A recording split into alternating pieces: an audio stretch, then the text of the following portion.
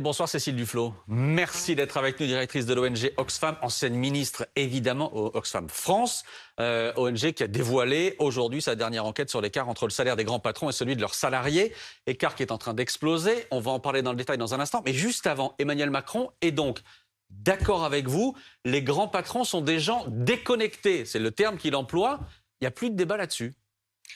En tout cas, je pense que c'est une question qui est très très largement partagée. Le chiffre qu'on a sorti sur le PDG de Stellantis, c'est qu'il gagne le salaire moyen de ses propres employés. Le salaire moyen, pas le salaire des moins bien payés, en 3h27, en un Paris-Marseille.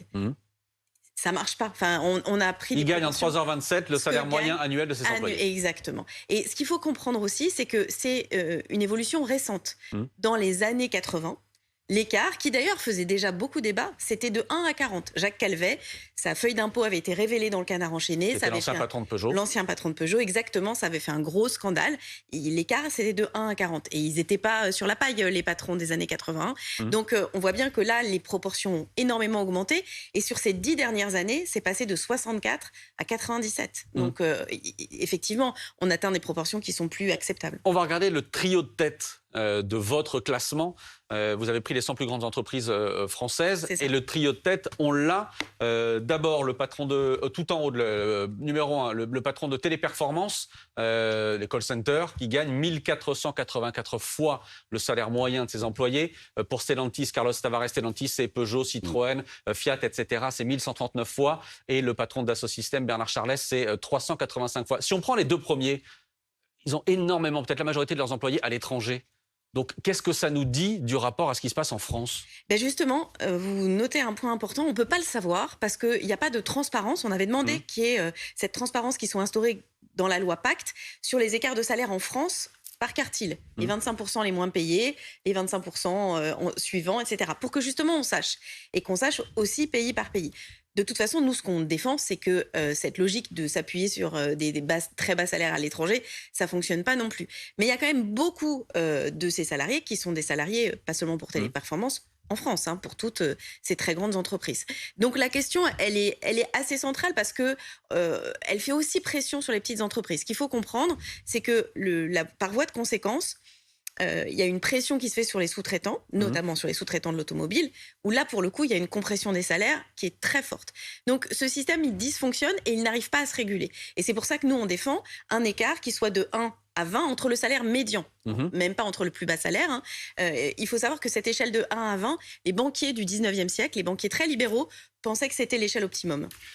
Oui, une question quand même. D'abord, les patrons ont des rémunérations qui varient parce que le patron de Stellantis, là, il a eu une augmentation. Son salaire avait baissé en 2021. Donc, en réalité, si on regarde sur le long terme, ça fluctue aussi les salaires des patrons. Quand ça baisse chez lui, c'est 30 millions. C'est juste un petit préalable, Cécile Duflot, pour remettre les choses en perspective. Les actionnaires décident, mais parfois aussi les salaires des patrons baissent. Mais une fois qu'on a fait ce constat, parce qu'on entend ce que vous dites, il y a effectivement grand écart entre les salaires.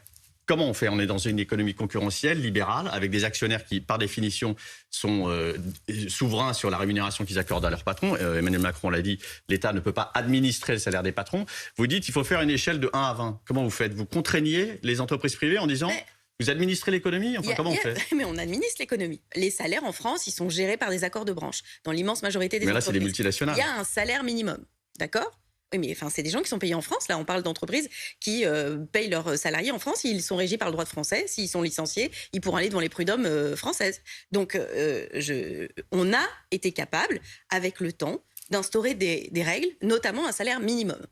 Et je peux vous dire que le débat autour du salaire minimum, c'est intéressant de s'en souvenir, il était aussi tendu que celui qu'on pourrait imaginer sur le salaire maximum en disant c'est pas possible. Ça peut pas être le même salaire minimum dans toutes les entreprises. Il faut regarder le débat autour du salaire minimum. Ça doit être en fonction de la productivité, etc. Donc si on peut le faire, d'ailleurs, Dominique Potier a déposé une proposition de loi, très clairement, qui d'ailleurs est plus restrictive que notre recommandation, sur le fait de plafonner entreprise par entreprise, dans le cadre d'accords d'entreprise, l'écart de salaire possible entre le plus bas et le plus haut. Mais ça sera contourné par la part du variable. Et on a un peu sur les bas salaires, la participation, l'intéressement, mais il y en aura évidemment énormément sur les hauts salaires. Alors, on peut intégrer le variable, parce que le variable, il répond aussi à des questions qui sont des questions légales. Mais ce qui est intéressant, et ça s'appuie sur un autre rapport que nous avons fait précédemment, c'est que la part de salaire variable de ces grands patrons, de plus en plus, elle est très liée à du court terme. elle est liée à la performance financière des entreprises et donc aux intérêts des actionnaires. Ce qui est un problème pour les entreprises elles-mêmes, parce que ça pousse les dirigeants à avoir une logique extrêmement court-termiste, pas forcément, et pour le coup, ça n'est pas Oxfam qui le dit, c'est aussi des dirigeants d'entreprise qui disent qu'ils sont sous la pression de résultats d'ultra court terme, alors que parfois, si vous devez investir, vous devez le faire sur plusieurs années. Et puis, parallèlement, ces entreprises vont faire face à un défi qui est celui de la transition écologique. Il faut qu'elles arrivent à le financer, qu'elles arrivent à avoir cette stratégie sur le moyen terme. Et elles iront voir ailleurs si vous administrez les choses de cette manière-là. Elles iront placer leur siège ailleurs, éventuellement leur il y a beaucoup de ces entreprises, c'est des entreprises du BTP, des entreprises de l'eau, leur activité, elle est sur le territoire français. Il y a beaucoup de ces entreprises. Le patron et le siège, vous allez les placer ailleurs. Oui, mais alors ça, c'est un autre sujet. Oui, bien sûr, vous avez raison. Ça s'appelle notamment l'évasion fiscale. Quand vous produisez des sous... Ou de l'optimisation. Quand vous produisez des sous... multinationale peut décider de s'installer dans un pays qui lui est plus avantageux. Exactement. Donc c'est pour ça que... Alors d'abord... On est dans un système libéral. Alors, je veux revenir. Depuis un certain temps, a été mise en place une imposition minimum pays par pays. Ça n'était pas le cas. Donc, on considère que c'est un premier pas. Et quand on portait ce débat sur l'imposition minimum pays par pays il y a 10 ans, on nous répondait exactement la même chose que ce que vous dites. Impossible. Comment vous imaginez qu'on puisse mettre un taux d'impôt minimum ? Il y avait des pays, les purs paradis fiscaux, où c'était 0. Maintenant, c'est le cas. Donc le tuyau existe. Ensuite, évidemment, il faut que ce taux remonte pour que ce ne soit pas un plancher pour tout, partout. Mais il y a d'abord un chemin à faire en Europe. Le vrai sujet aujourd'hui, c'est qu'il y a des pays, les Pays-Bas, l'Irlande, qui agissent, le Luxembourg, quasiment comme des paradis fiscaux et qui poussent effectivement à ces stratégies-là. Mais on peut très bien aller vers le chemin de l'harmonisation fiscale. C'est pas une fatalité du tout, cette situation. Mais on a avancé sur certains sujets. Vous savez, les citoyens américains, même s'ils ne sont pas résidents ou qu'ils habitent dans le monde, ils sont redevables de leurs impôts aux États-Unis. Donc, les règles telles qu'elles existent aujourd'hui, on peut aussi les faire évoluer. Il y a plein de règles qu'on connaît qui n'existaient pas. Mais justement, Cécile Duflot, vous parlez d'un cadre européen que beaucoup de gens appellent de leur vœu, et ce, depuis très longtemps.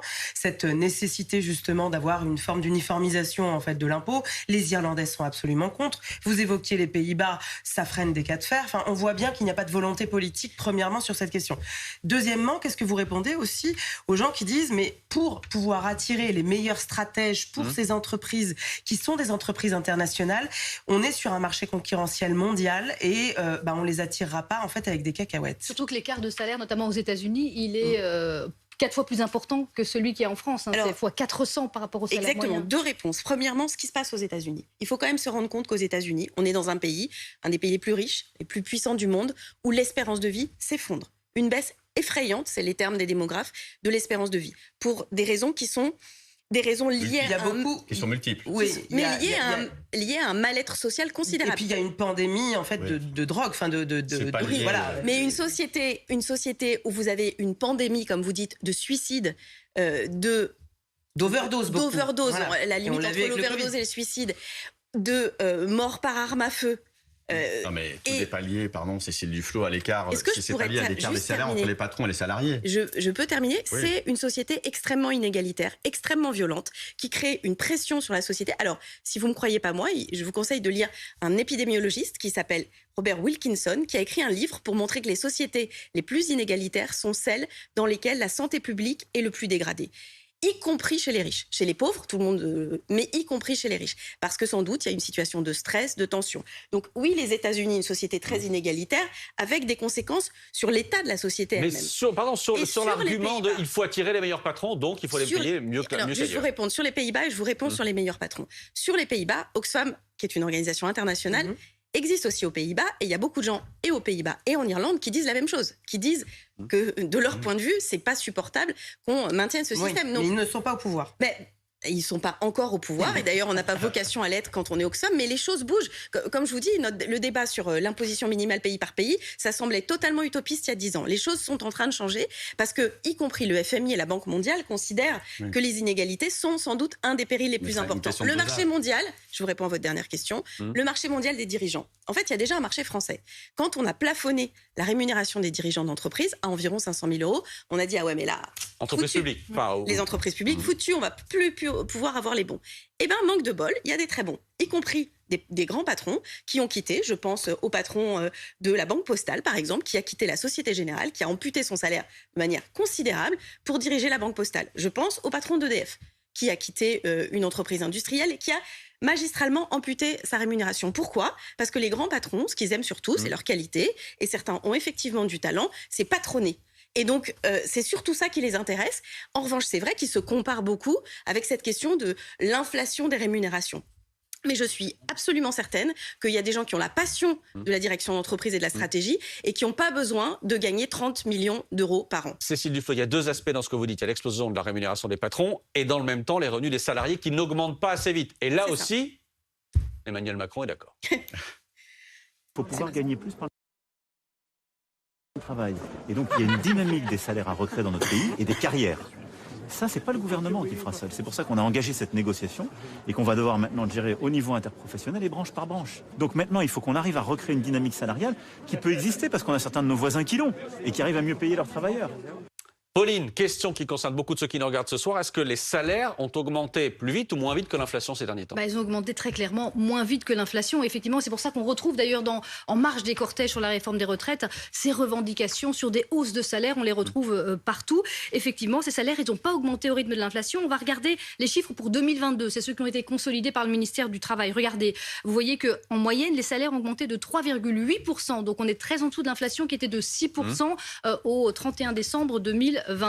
Alors les seuls qui ont augmenté un tout petit peu au-dessus de l'inflation, c'est le SMIC, puisqu'il est indexé justement sur l'inflation. Pour le reste, les ouvriers et les employés, c'est 4,5% et les cadres, 2,8%. Et puis il y a une note un tout petit peu plus optimiste du côté de la Banque de France cette semaine qui indique que pour 2023, les hausses de salaire négociées dans les entreprises sont en moyenne de 4,4%. Mais là aussi, on est en dessous du SMIC. Alors, à qui la faute ?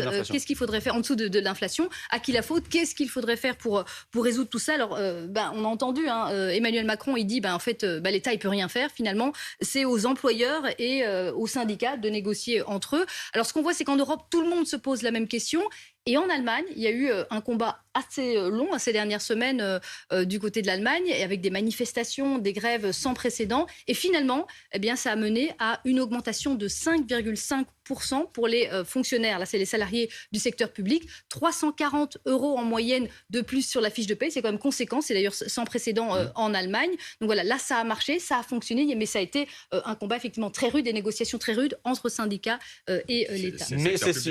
Pardon ? Ça, c'est le secteur public en Allemagne. Absolument. Mais Cécile Duflot, mais en juin, il y a eu des grèves massives en Allemagne dans le milieu de l'industrie qui ont conduit en fait à des hausses de salaire de 6, 7, 8%. Enfin voilà, c'est pas. Emmanuel Macron vous dit ce soir, comme pour les patrons, c'est pas nous, c'est pas l'État. Ce sont les entreprises qui décident des salaires. Alors, c'est vrai, mais ce qui décide beaucoup des salaires, c'est les accords de branche, et notamment les échelons dans ces accords de branche. Et le gouvernement peut contraindre à la négociation, à la remise. Il y a des accords de branche, celui des hôtesses d'accueil par exemple, ils n'ont pas été rediscutés depuis plus de 5 ans, et tous les échelons, il y en a 5, ils sont tous au niveau du SMIC parce que le SMIC a monté et aucun n'a augmenté au-dessus. Et ça, c'est tout à fait possible d'obliger à la renégociation. Ensuite, ce qu'il faut comprendre, c'est que dans le même rapport que nous avons publié, on a montré que, en gros, la valeur ajoutée des 100 plus grandes entreprises, elle a doublé en 10 ans. Mais la part consacrée au salaire est passée de 61% à 51%. C'est-à-dire que ça explique donc effectivement, il n'y a pas eu une hausse des salaires qui accompagne la hausse de la richesse de ces entreprises. C'est aussi parce qu'on a gagné en capital, je pense en robotisation, en machine. Il y a moins de salaires à payer, c'est aussi pour ça. On continue de travailler sur le sujet parce qu'on est en parallèle avec des records de dividendes. Donc la question de la part travail et la part capital, est-ce que c'est de la capitalisation ou est-ce que c'est de la distribution ? Il y aura un autre rapport d'Oxfam. Exactement. On va continuer parce qu'il faut aller au fond du sujet. Mais on a quand même... Et ça fait le lien avec la rémunération. On s'est rendu compte qu'il y a vraiment cette espèce d'accord tacite entre les plus hausses rémunérations d'une entreprise et la distribution massive de dividendes, où les actionnaires et les dirigeants ont intérêt lié, et que c'est évidemment au détriment des salariés, mais parfois aussi au détriment de l'avenir de ces entreprises. Pardon, un mot, les retraites chapeau, c'est fini. Ça a vraiment été supprimé. Il y a plein de... Il faut expliquer le principe. Oui, c'est-à-dire qu'en gros, un dirigeant qui partait, jusqu'à la fin de sa vie, il touchait de l'argent en complément de sa retraite normale, et donc il pesait sur l'entreprise, même 30 ans. C'est la boîte qu'il a dirigée qui lui versait à vie. Exactement. Et l'autre chose, c'est qu'il y a tout un tas de dispositifs, que ce soit les dispositifs de parachute versés aux patrons, même quand ils sont débarqués, et défaillants. Et voilà, qu'il y a aussi des comités de rémunération où finalement les membres des comités de rémunération décide de la rémunération de quelqu'un qui va être membre de son propre comité de rémunération, donc quelque chose parfois d'assez incestueux. Donc ce qu'il faut, c'est remettre un peu de modération. Et on plaide juste pour un peu de modération. Hier, mercredi, donc, Elisabeth Borne présentait sa feuille de route de ces 100 jours et elle parlait d'un dispositif de partage de la valeur qui a été donc annoncé. Elle parlait d'une loi qui devrait être débattue au Parlement avant l'été. Est-ce que ça pourrait être un cas? Qu'est-ce que vous attendez de ce projet de loi éventuel sur le partage de la valeur? Mais justement, de dire, on pense vraiment que il y a plusieurs choses. D'abord, de ne pas distribuer l'intégralité du bénéfice des entreprises, d'en garder une part importante pour investir en direction des salariés, mais surtout pour investir, et en particulier dans la transition écologique. Il faut savoir qu'avant le Covid, il y a des entreprises qui ont été bénéficiaires pendant des années et qui avaient tellement distribué qu'elles n'avaient même pas 1 euro de réserve pour pouvoir faire face à la crise. Alors en France, les entreprises ont été beaucoup aidées, mais aux États-Unis, les entreprises de la restauration, par exemple, elles avaient elles avaient gagné beaucoup d'argent, mais elles avaient tout cramé, tout reversé à leurs actionnaires. Du coup, elles pouvaient même pas faire face à la situation. Donc, cette première règle-là, qu'est-ce qu'on fait des bénéfices? Est-ce que c'est possible et légitime qu'une entreprise qui ne fait pas de bénéfices distribue quand même des dividendes? Il y a quelque chose en fragilisant ses propres réserves. C'est-à-dire qu'il y a l'intérêt de l'entreprise et de son avenir. Ensuite, il y a le partage de la valeur entre les salariés et au sein des salariés. Et je pense qu'une des choses qui pourrait être vraiment intéressante, pour le coup, ça ne coûte aucun argent et c'est très facile, c'est de justement faire la transparence sur ces écarts de salaire. Comme ça, on saurait vraiment, est-ce que tout le monde en a profité? Là, vous allez vous heurter à un tabou français parce que les gens en France n'aiment pas du tout qu'on sache combien ils gagnent et combien un bureau gagne. Non, mais Là, vous attaquez à un gros tabou, quoi. Mais c'est pas un gros tabou, là. On parle de savoir les 25% les moins payés, combien ils gagnent en moyenne? On ne pas qu'ils gagnent entre quoi. 25 et 50, entre 50 et 75, je vous assure, c'est très Mais justement, globalisé. vous pourriez briser ce tabou et dire justement combien vous gagnez à Oxfam, quel est l'écart de salaire vous cliquez sur www.oxfamfrance.org et c'est publié. Voilà. Quel est l'écart justement de salaire 3,4 entre le salarié, la salariée la moins payée et la salariée la plus payée. En France ou dans l'ensemble du monde? En France. Est-ce que c'est vous la salariée la plus payée? Oui, c'est moi la salariée. Vous êtes la patronne, donc voilà. Et je gagne donc 3,4 fois plus. Donc on est très très loin de 1 à 20 entre le salaire médian. Et c'est normal, on est dans une ONG, on ne dit pas que tout le monde doit faire comme nous. Et je gagne moins quand j'étais députée, Monsieur Barbier, et je trouve ça normal. C'est un choix de travailler dans une organisation engagée. Mais nous pensons vraiment que de la modération, d'ailleurs, en fait, il n'y a pas que nous qui disons ça. Il y a maintenant une organisation d'entreprises et de chefs d'entreprise qui, à côté du MEDEF, dit en fait on peut avoir des règles un peu différentes dans les entreprises. Mais pardon Cécile Duflot, mais quand on prenait les exemples de l'Allemagne tout à l'heure avec des manifestations, etc., qui ont abouti, est-ce que vous dites aux salariés prenez votre destin en main de ce point de vue-là au niveau des salaires et allez-y. Ils n'ont pas besoin que je leur dise. Je pense que l'ensemble des organisations syndicales l'a bien montré. Et d'une certaine manière, ce qu'on a vu au travers de la mobilisation sur les retraites, c'est aussi ça. C'est une demande de justice, en fait. Les NAO, ça marche pas mal, d'ailleurs, dans les entreprises. Mais il y a des entreprises où ça marche très bien, et puis il y a des entreprises où le dialogue social se passe bien. Puis, je le dis aussi, pourquoi il faut ces règles, notamment sur la distribution? Parce que moi, j'ai eu des échanges avec des dirigeants d'entreprises qui disent, mais on n'a pas le choix. En fait, on a vraiment le pistolet sur la tempe de la part de notre conseil d'administration, y compris sur des stratégies moyen-long terme dans des entreprises, notamment industrielles, qui ont des enjeux de transition considérable. Vous parliez des retraites à l'instant, vous irez défiler lundi? Oui. 1er mai? À Dax. À Dax. Parce que votre ONG s'est mobilisée aussi et s'est prononcée contre la réforme des retraites. Oui, comme Greenpeace, comme les Amis de la Terre. Je crois que c'est la première fois dans l'histoire que des organisations... alors nous, on a une double approche de la justice sociale et des questions climatiques, mais des organisations plus portées sur ces questions de transition écologique se sont engagées dans ces mobilisations, justement parce qu'il nous semble que les raisons qui ont poussé à prendre cette décision sont des raisons extrêmement court-termistes qui, justement, ne prennent pas en compte la nécessité que si on veut faire face au défi considérable qu'est le défi climatique, vous en avez parlé, je vous ai entendu parler de ce qui se passe dans les Pyrénées-Orientales, pour une écologiste, pour une vieille écologiste comme moi, savoir qu'il y a des éleveurs aujourd'hui qui ne savent pas ce qu'ils vont pouvoir donner à boire à leurs bêtes, ça me brise le cœur. Et donc, je pense que si on veut gagner ce combat du climat, il faut aussi qu'il s'accompagne de justice et de lutte contre les inégalités. C'est nécessaire, c'est indispensable. Et d'ailleurs, le GIEC, dans son dernier rapport, le dit très clairement. Et donc, cette question des retraites, elle est totalement liée à la question de l'évolution et du changement de modèle qu'il faut qu'on mette en œuvre. Soit on le fera de façon volontaire, soit on le fera sous la contrainte. Et donc, moi, je demande et j'invite le président de la République à faire un pas plus loin. Il est choqué, il était déjà choqué l'année dernière, il est président de la République, qui mette ça à l'agenda. Vous savez ce que disent les opposants à la réforme et les opposants à Emmanuel Macron, c'est qu'il y a un problème particulier, pas uniquement avec la réforme, il y a un problème particulier avec ce président-là et avec la manière dont les choses ont été conduites. Est-ce que vous dites la même chose ?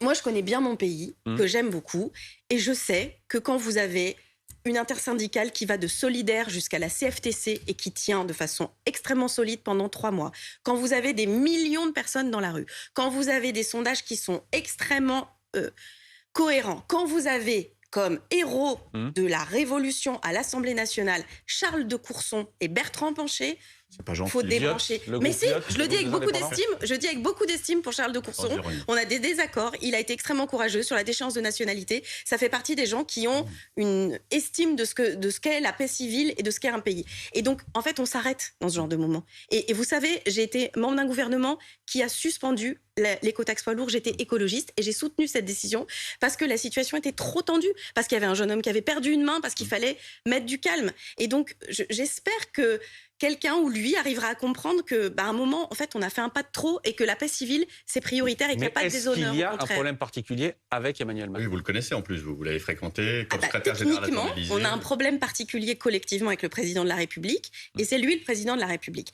Après, je crois qu'il y a une espèce parfois de biais chez certains responsables politiques de croire que le virilisme de la posture présidentielle et de résister face à tout le monde, c'est nécessaire. C'est ce que vous voyez là. En fait, avoir de la souplesse, avoir une capacité d'écoute, y compris reconnaître qu'on a fait une erreur. Vous savez, moi je me souviens de Barack Obama disant « Face Camara, I screwed up ». En français, j'ai foiré. Oui. Et tout le monde avait trouvé ça grandiose. C'est possible. Et vraiment, je le dis avec une immense sincérité. Moi, je lui dirais merci. Parce que je pense que ce pays a besoin qu'on entende ce qui s'est dit, que quand on demande à des salariés d'Orano qui sont à la retraite de revenir travailler, ou de se voir prélever de l'argent sur leur retraite, c'est pas possible. C'est pas professionnel. Ça n'existe pas de faire ça. À vous entendre, on se dit que vous êtes de retour, Cécile Duflot. Mais je suis là. Je suis pas partie. Vous voyez bien ce que je veux dire, de retour en politique. Mais en fait, vous savez, la politique, ça ne se fait pas. On l'a vu d'ailleurs avec les mobilisations syndicales. Ça ne se fait pas qu'à l'Assemblée nationale. Ça ne se fait pas qu'avec des responsables politiques. Ça se fait quand on essaye d'avoir un profond attachement à des valeurs. Et moi, je peux être convaincue par des gens qui ne partagent pas mon point de vue initial. Je suis tout à fait consciente que ce qu'on demande, cet écart de 1 à 20, pour certains, c'est beaucoup trop important et qu'ils nous trouvent trop mous, que d'autres vont nous trouver trop radicaux, mais qu'on peut discuter et qu'on va faire face, vraiment je le dis, on va faire face à des enjeux d'une violence très grande. Et je le dis aussi pour mes amis écologistes. On ne pourra pas dire aux gens, vous aviez qu'à nous écouter il y a 20 ans. C'est vrai. Il aurait fallu écouter les écologistes il y a 20 ans. Mais là, maintenant, on va vivre des moments de deuil. Moi, je vous l'ai dit, je vais manifester dans les Landes, parce qu'un bout de ma vie est dans les Landes. Et l'été dernier, j'ai beau savoir que c'était probablement ce qui allait nous arriver, voir tomber dans mon jardin des morceaux de cendres de la forêt, j'avais le cœur en miettes. Quand vous avez des gendarmes qui viennent devant chez vous et qui vous disent vous avez 20 minutes pour partir, vous avez beau savoir pourquoi, comment.